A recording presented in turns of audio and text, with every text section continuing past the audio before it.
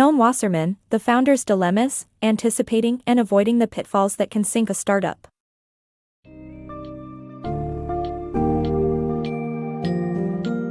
Embark on a journey through The Founders' Dilemmas, a comprehensive guide to the challenges faced by entrepreneurs, and the critical factors that can make or break a startup. Authored by Noam Wasserman, this book dives deep into topics like identifying entrepreneurial motivations, the importance of human, social, and financial capital, effective team management, and the complexities of equity distribution. Learn from real-life examples such as Apple, Pandora Radio, and Mazergy, and understand how these business juggernauts navigated the trials and tribulations of the startup landscape. So, if you're considering taking the entrepreneurial plunge, or simply want to refine your skill set, this summary offers valuable lessons and vital insights that will shape your journey towards building a thriving startup.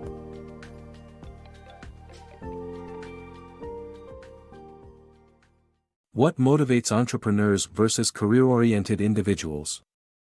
The difference between entrepreneurs and career-oriented people lies in their motivations. While security, prestige, financial gain, and affiliation drive career people, entrepreneurs seek financial gain, control, power, influence, autonomy, managing people, and altruism. Evan Williams, the male founder of Blogger, turned down a buyout offer worth millions of dollars to retain control of his company, driven by his main motivations, power and autonomy. Similarly, Genevieve Thier, the female founder of Sitter City, quit her job at IBM to start her own company as she felt stifled and craved autonomy and influence. Notably, female entrepreneurs are driven by the same motivations as their male counterparts, with the addition of altruism and without financial gain. In contrast, female career people prioritize recognition, affiliation, security, and lifestyle. The key to becoming a successful entrepreneur is understanding your motivations and evaluating whether you possess the entrepreneurial character. The importance of human capital in entrepreneurship. Before starting a business, it is essential to acquire human capital, which includes skills, knowledge, and expertise in your business and intended industry. The founders who launch startups without relevant human capital have higher failure rates than those who have previous experience in their industry. For instance, Barry Knowles, the founder of telecom service provider Mazergy, was an employee at GTE for over 25 years before gaining enough relevant experience to start his own company. Similarly, baseball star Curt Schilling launched his gaming startup, but he lacked experience in managing people, which almost caused the company's failure. Understanding your product's industry will help you avoid potentially fatal problems. Therefore, aspiring entrepreneurs need to acquire human capital and industry knowledge before starting a new venture, increasing their chances of success. The power of social capital. Social capital complements human capital in building a successful business venture. It is the set of social and professional networks that founders bring to their companies. These networks can provide access to resources and opportunities critical for business success. The stronger the network before starting a business, the faster the business takes off. However, founding members must balance the time spent building social capital with their entrepreneurial goals. Spending too long in one company risks specialization and narrow knowledge, limiting the chances of effective entrepreneurship. Barry Knowles, founder of Mazergy, built his social capital by establishing professional connections with potential employees, customers, advisors, and investors before launching his business. His model was to spend no more than 2 years in any one position before moving on to the next opportunity. Founders must be intentional about building their social capital while still free-flowing enough to pivot towards their dream of entrepreneurship. The value of capital and co-founders. Starting and sustaining a business requires financial capital, social capital, and human capital. While some entrepreneurs are fortunate enough to have enough of each, others require a co-founder to address crucial gaps in their skill set, experience, and funding. Identify your gaps in capital and determine what attributes your co-founder should bring to the table. Co-founders can help balance your company's roles and ensure that you can handle the day-to-day tasks and focus on raising essential financial capital. Successful entrepreneurs, like Tim Westergren of Pandora Radio, recognize the value of waiting to identify appropriate co-founders to help bring their business ideas to fruition. The CEO dilemma for co-founders. Choosing the right CEO for your startup is critical to its success. However, the coveted title of CEO can lead to conflict among co-founders.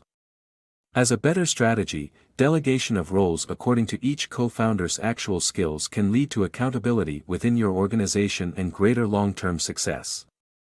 Being the CEO of a startup is coveted, but who gets to be the CEO when there's more than one startup founder is less clear-cut.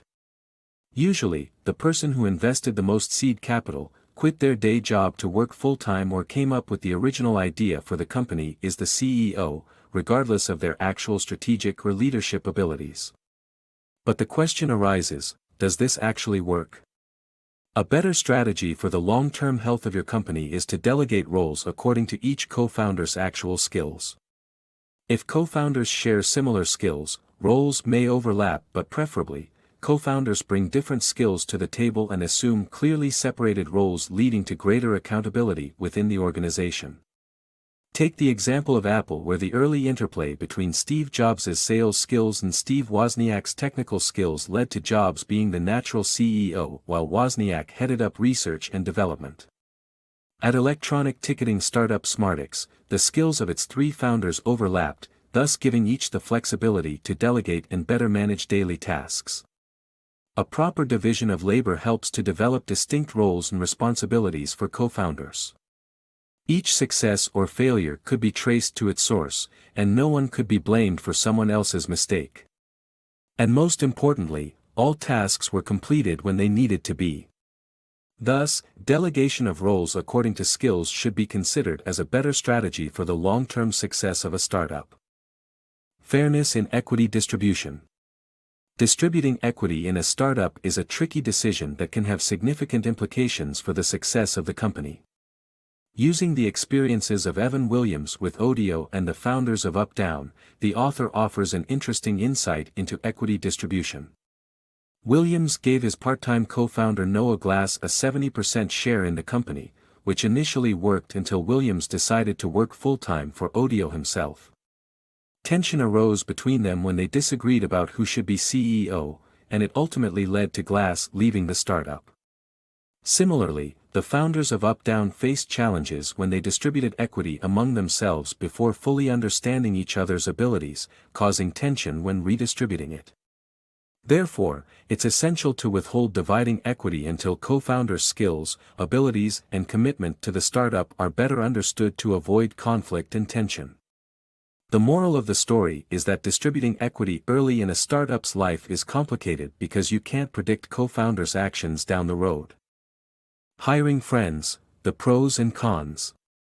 Hiring friends or relatives can be beneficial for a startup, mainly due to the potential for increased dedication and productivity.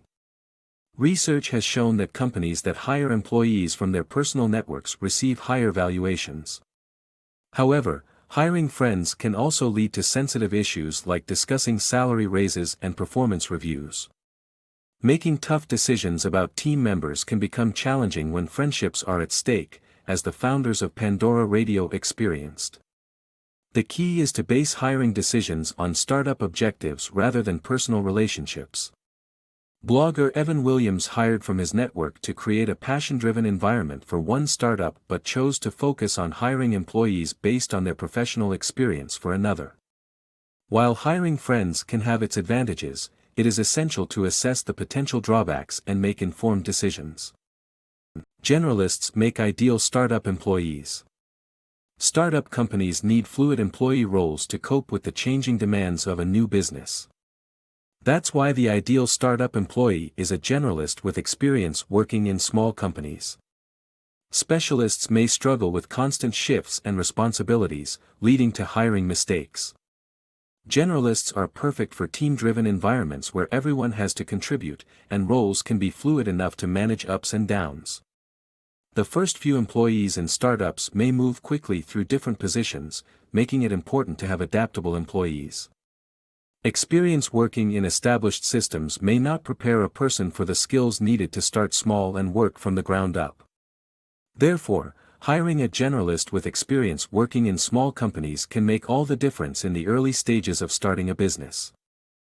The bootstrapping versus venture capital dilemma.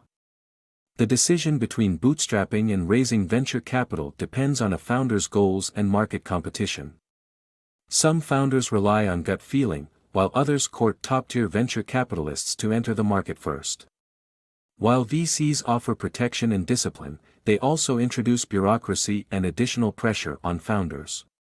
However, the decision is not black and white, and founders should evaluate their options carefully. As startup founders begin to grow their ventures, the decision between bootstrapping and raising capital becomes crucial. Bootstrapping involves starting a company with little money, while raising venture capital involves seeking support from investors. This decision ultimately depends on the founder's goals and market competition. Some founders rely on their gut feeling and choose to go it alone, while others court top-tier venture capitalists to enter the market first. However, while VCs offer protection and discipline, they also introduce bureaucracy and additional pressure on founders. Masergy's Barry Knowles calculated that he spent a quarter of his time each month preparing for board meetings. But the decision is not black and white, and founders should evaluate their options carefully. Evan Williams, founder of Blogger, initially had friends and family fund his startup in exchange for equity. However, when he started Audio, he realized the market was highly competitive and raised $5 million in return for 30% of the company from top-tier VCs. Similarly, when Jim Triandaflu and Mike Meisenheimer founded Occam Technologies, they turned down investors who offered them $2 million and seeded their startup with $150,000 from their own pockets. They felt they should sell something first. Ultimately, the decision between bootstrapping and raising venture capital is a complex one that depends on each founder's specific circumstances.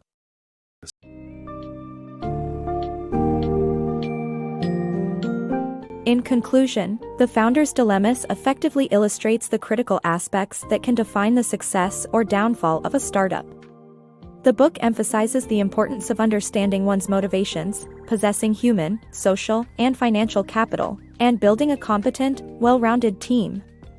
Beyond the initial struggles, entrepreneurs must also take on the daunting task of distributing equity, managing friends, and finding the right balance between bootstrapping and raising capital. Ultimately, the book provides a blueprint to navigate the complex world of entrepreneurship by highlighting the key takeaways derived from exemplary business stories. So gear up, learn from the best, and build the path to startup success.